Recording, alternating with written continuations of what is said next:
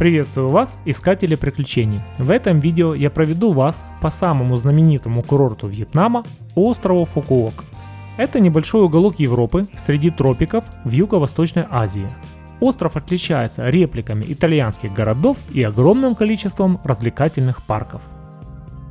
Мы исследуем самые популярные локации этого удивительного места, чтобы вы смогли спланировать ваше путешествие ярче, а также приняли решение, куда лучше отправиться – на Пхукет или Фукуок.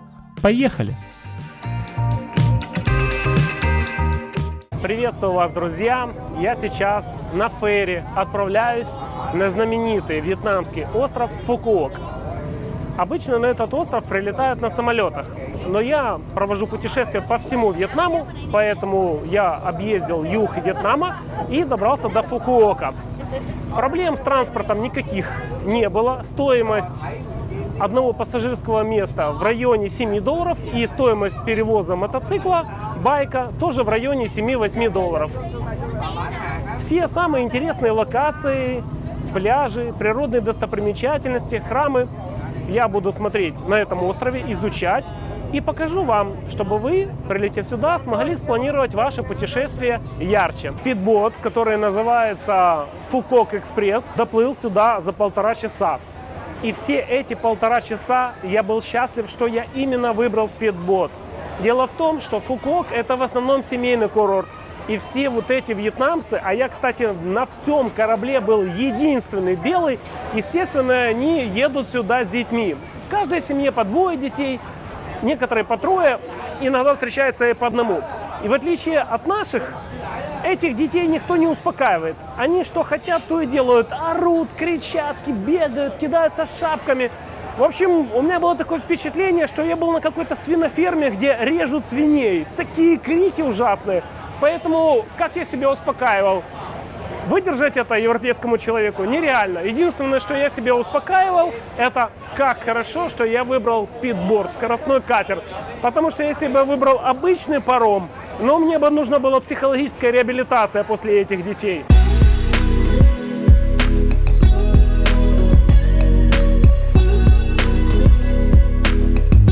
Я сейчас нахожусь на одном из самых знаменитых пляжей Фукуока.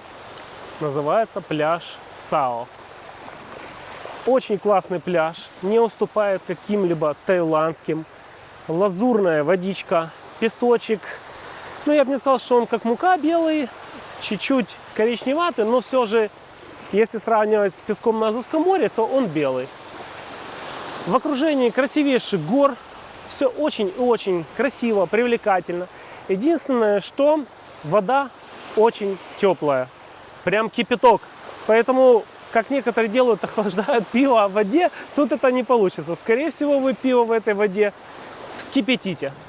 А так, посмотрите, какая красота неимоверная. Очень классное место. Хочется побыть на нем целый день. Тут есть вся инфраструктура пляжа, всякие развлечения, гидроциклы, парасейлинги, барчики, ресторанчики. Пляж очень длинный и красивый.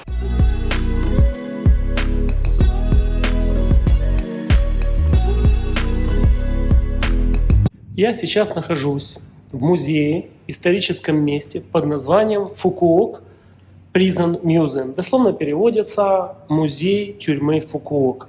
Здесь во время вьетнамской, или она еще называется Индокитайская вторая война, содержали и мучили политзаключенных. В этом музее показаны методы пыток, которые применялись, и ужасные условия содержания этих узников. Не то чтобы это классное место для посещения, просто оно есть, и я заехал по дороге ненадолго, тем более, что билет сюда бесплатный. Но в принципе тут ничего нового по этому музею, такого я увидел очень много и в нашей стране, и похуже. Но на чем я задумался, то что в этих всех странах, в которых я был, Камбоджа, Вьетнам, Лаос, везде есть похожие музеи. И вот я понимаю, что весь этот регион, у него была очень непростая судьба. Музей из себя представляет несколько десятков ангаров, в которых и показаны все эти сцены пыток и насилия. Но в принципе, по большому счету, суть можно понять, походив в 2, 3, 4 основных ангарах.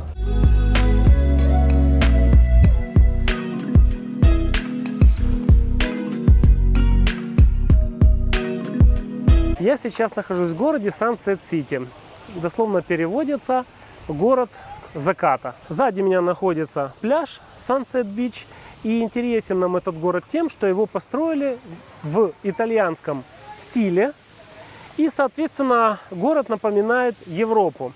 Улицы называются Венеция, Позитано. И также здесь открыли много итальянских, реально настоящих итальянских ресторанов. Изюминками города является мост влюбленных, мост поцелуев. Он реально большой. И с моста можно наблюдать некое водяное шоу. А также тут проходит супер-пупер лазерное шоу, которое стоит целых $1 000 000.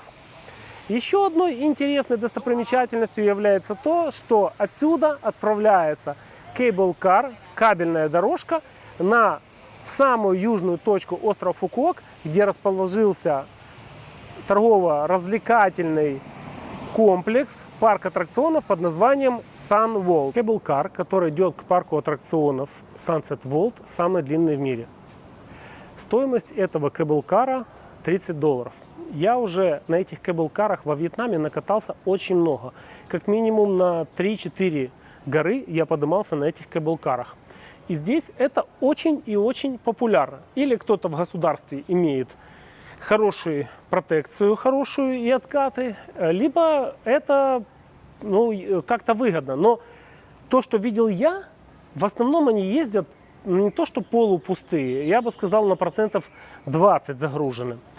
Не было ни разу, я ездил один человек, один вагончик, хотя он рассчитан на человек 6. Итак, друзья, погулял я где-то часик, полтора, может 2 по этой всей Италии, новенькой, вылизанной, чистенькой. Все эти дома практически не заселены.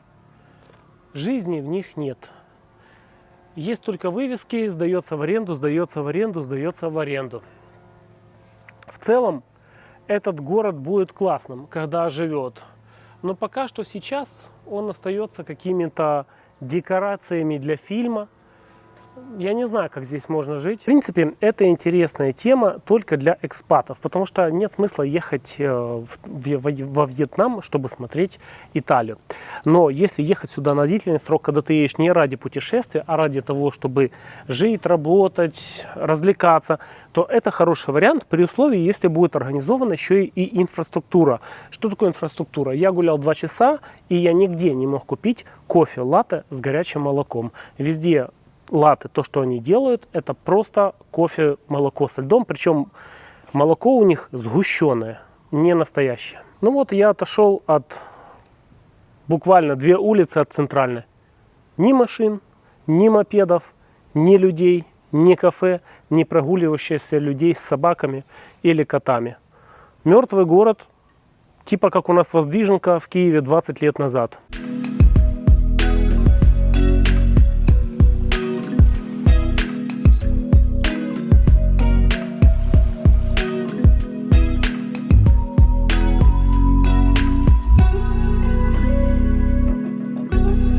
Итак, друзья, посмотрел я закаты с моста Любви в городе Сансет-Сити.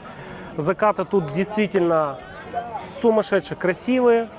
Вид с моста на город также очень классный. И здесь показывают водяное шоу. Шоу всего 2. Одно дорогое, одно более дешевое, которое оплачивается при входе на мост. Стоимость моста в вечернее время около $8. Мост Любви называется потому, что тут 2 моста. Они разъединены, и парочки подходят и друг другу дают кольца, чтобы признаваться в любви или делают предложение руки и сердца. Но, в принципе, тут есть параллельная часть моста. Это вид на псевдоитальянский город. Это вторая часть моста, то, что я говорил, проходит полностью по нему от начала до конца.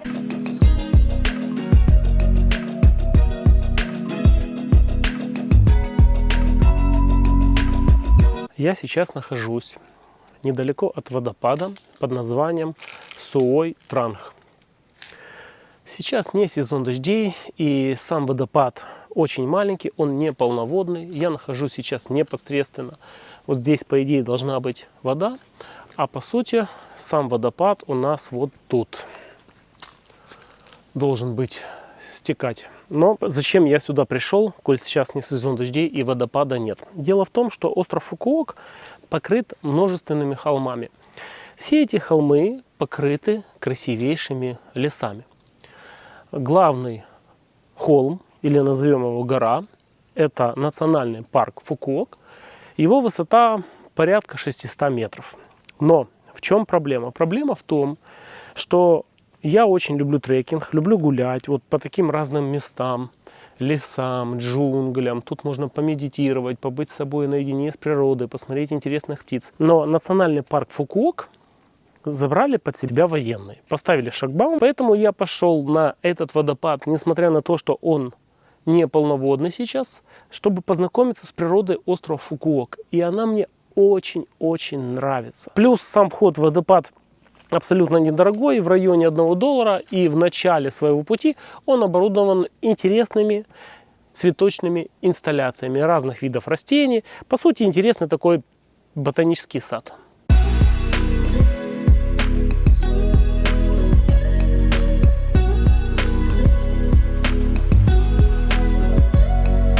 Я сейчас нахожусь на пляже, который называется Star Beach. Называется он так, потому что все его дно усеяно морскими звездами.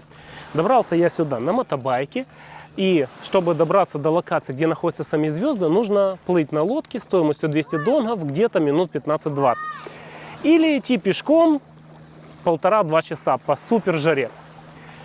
Мне очень нравятся эти звезды, их приятно ощущать. Тут очень много народу, локация, я так понял, супер туристическая. В принципе, кто никогда не видел морские звезды, это очень интересно. Только что я не успел заснять. Мужик на лодке приехал и выбросил огромное количество звезд для фотографий. Вот видите, это неестественное скопление. Так в природе не бывает, чтобы столько много звезд было в одном месте. Он просто их выбросил с ведра. Естественно, они потом рассосутся, расползутся по всему пляжу. Но делается это для, в основном, локаций, чтобы приезжали вот такого рода девушки и делали фотки.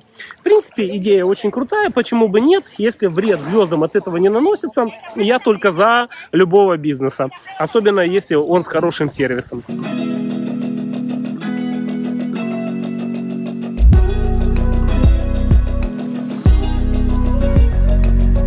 Я сейчас нахожусь в парке под названием Винперл Гранд Волт. Это вот такой город, псевдо-Венеция, по каналам которой ездят реальные гондольеры. Можно покататься, и домики построены, ну я бы не сказал, что в венецианском стиле, но что-то в этом есть. По крайней мере, идея от Венеции взята. Этот город мне очень понравился. Он довольно-таки длинный и состоит из многих-многих участков, заканчивая пляжем. Тут полно магазинчиков, ресторанчиков, и все сделано таким образом, что вы себя не ощущаете в Азии, а вы ощущаете себя в Европе. Но скажу, что по большому счету ты все равно чувствуешь, что это все бутафория, что люди здесь не живут. И как вы видите сейчас, а сейчас уже где-то 9 утра, людей здесь нету. То есть, если бы они в этих домах жили, то тут бы кипела жизнь, люди бы пили кофе где-то, все магазины, все закрыто, ничего нет. Вся жизнь начинается ночью. Гондолы, на которых катают гондольеры, называются water-такси.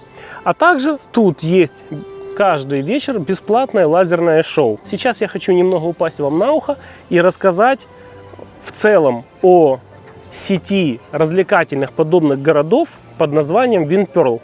Винперл – это компания, которая строит развлекательные парки по всему Вьетнаму. В Нямчанге, в Дананге, в Ханое и вот сейчас на Фукуоке. И кроме этого псевдогорода Венеции, здесь еще присутствует Винперл Сафари. Это зоопарк, где людей возят на автобусе, а животные находятся без вольеров. Винперл Ленд – это акванариум, где люди могут посмотреть подводных обитателей, жителей подводного мира, а также разные рода строительные комплексы, ну вот как этот. То есть в одном месте вы получаете Венецию, вы получаете акванариум, вы получаете развлекательный комплекс, который называется Win Wonders. И это, скажем так, вьетнамский Диснейленд, который я вам тоже покажу. Естественно, я туда ходить не буду, потому что это все развлечения в основном для семейных пар, тех, кто с детьми. Детей у меня пока что нет, да и насмотрелся я уже этих акванариумов и парков, и аквапарков очень много. Корпорация Win Group. Дело в том, что где бы вы ни отдыхали во Вьетнаме, вы с ней столкнетесь. Владелец этой группы самый богатый человек Вьетнама. И эта корпорация состоит из множества бизнесов практически во всех сферах деятельности, которые только можно себе представить. Винхоумс дома, Винфаст, такси, ритейл, производство автомобилей, электроника, медицина. У них даже есть свой собственный университет, где они обучают студентов современным профессиям, чтобы потом они работали на их компанию. И нам это очень интересная компания, как пример бизнеса, который был построен с нуля, потому что вьетнамец, который владеет 53 акциями этой компании, учился в Москве, потом приехал в Украину и в Харькове открыл свой первый бизнес вместе со своей супругой. У него было несколько бизнесов, но главное это вермишель быстрого приготовления Мивина. Все мы ее знаем, я ее знаю, это был какой-то фурор, мы с ума сходили в свое время, когда появилась эта вермишель. Я помню, как во дворах с пацанами ели эту мивину, прям даже на сухую ели, посыпали ее этой присыпкой, специями и ели. Было это весело. И когда он в Украине создал этот бренд, он потом его продал компании Nestlé и на эти деньги инвестировал в недвижимость. Инвестировал удачно, потому что во Вьетнаме только-только зарождалась рыночная экономика.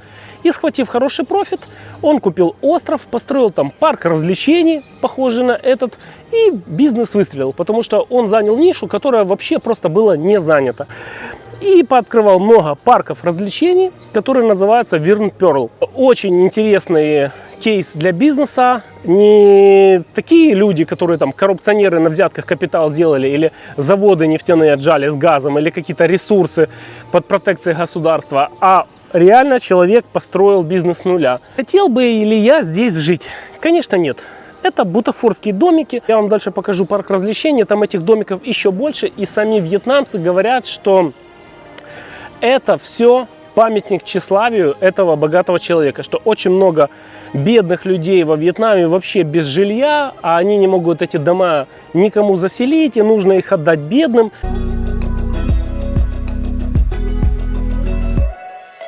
Сейчас я нахожусь на одном из топовых пляжей Фукуока под названием Онгланг Бич.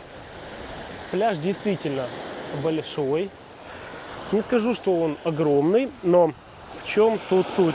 Их на Google картах есть два. Онгланг Бич северный, они так не называются, это я так их называю, а второй чуть южнее.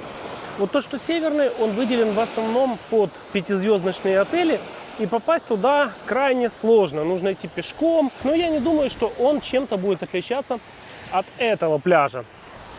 А в целом пляж мне нравится тем, что здесь тоже много резортов вдоль пляжа. И благодаря этому его, соответственно, убирают. Мусора здесь нет. Есть небольшие пальмы, которые могут создать вам тень. Но прозрачность воды после Starfish Beach, на которой я сегодня был, оставляет желать лучшего. Такое вкуснейшее блюдо, четверть утки. Стоит это всего лишь $3,5. Огромная порция, огромная тарелка.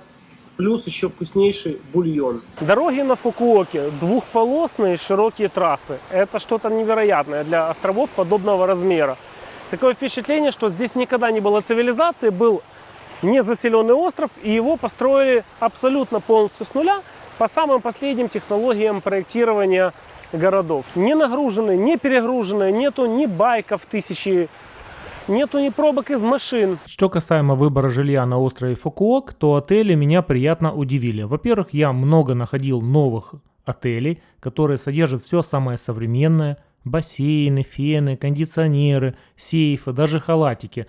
Вот этот номер, который я вам сейчас показываю, стоит $14.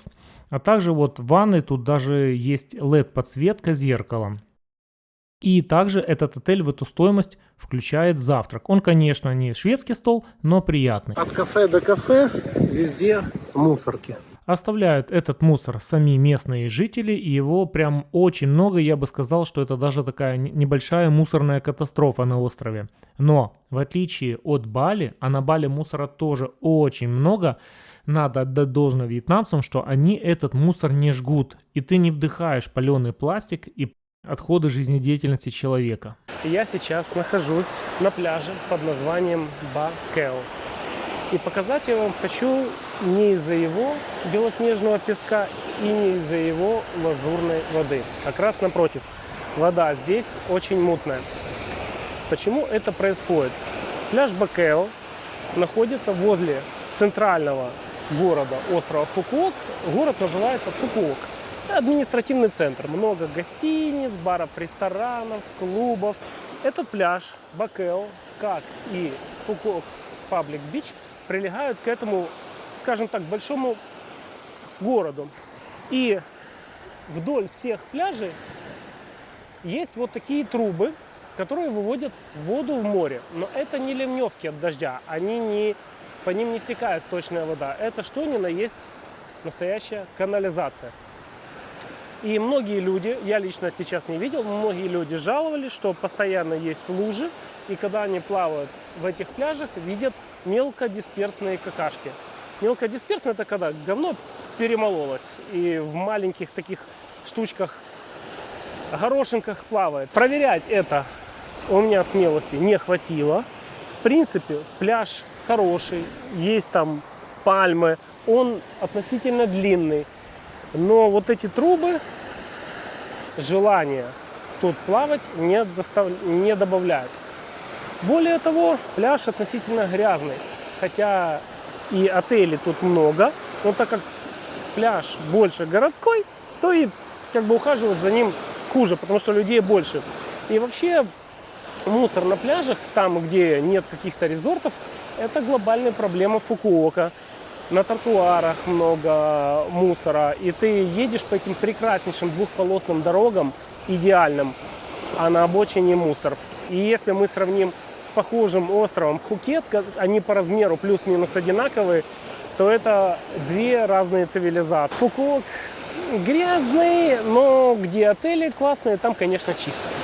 Или где нет людей, как на Starfish Beach.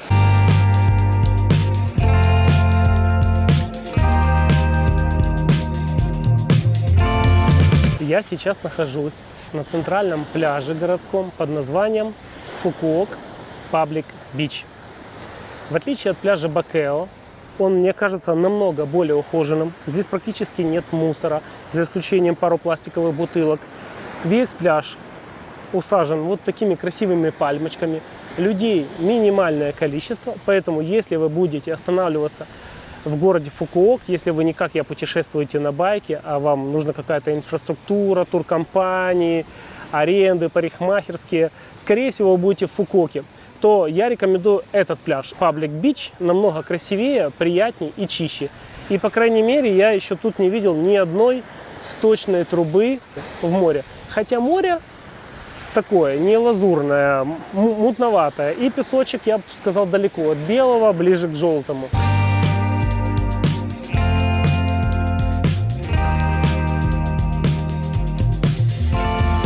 А самым моим большим, друзья, разочарованием на Фукуоке это был ужин в рыбной деревушке морепродуктами. Дело в том, что я во Вьетнаме особо не привык следить за ценами, потому что, в принципе, тут все дешево и не думал, что будет какой-то космический чек. И заказал себе там чуть-чуть креветочек, 4 штучки, 4 там кальмарика и одного группера полосатого.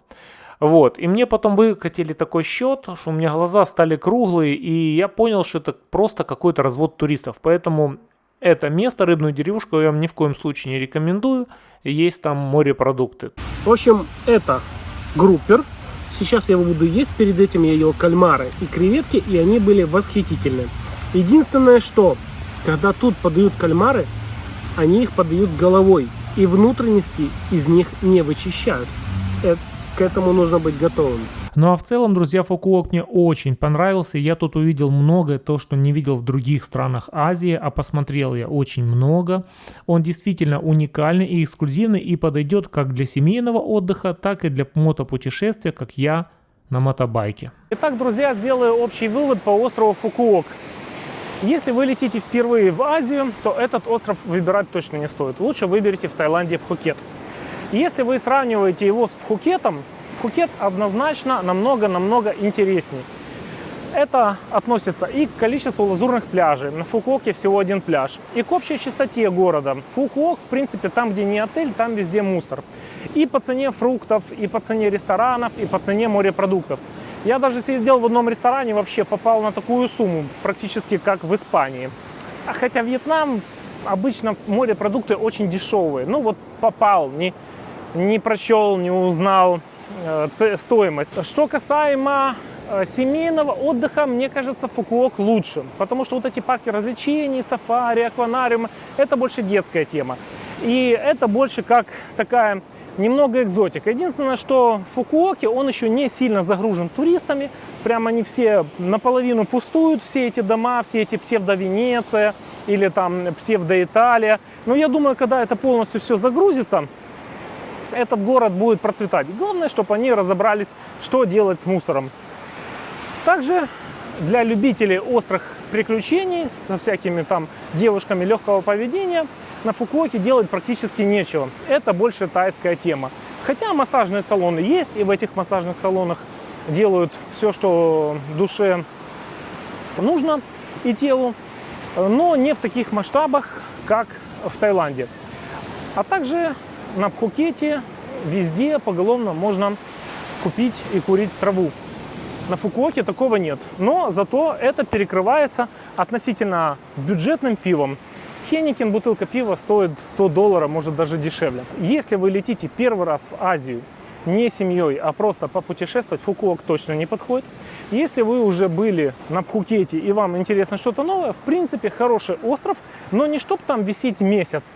Максимум там можно повисеть 5-7, 10 дней это с головой и путешествовать дальше. Поэтому планируйте Фукуок как промежуточная, либо как дополнительная локация к вашему общему путешествию. Специально лететь через полземного шара, заморачиваться с билетами, визами и тому подобное ради Фукуока не стоит. Хотя есть русскоязычная, украиноязычная община, которая на Фукуоке вообще живет постоянно.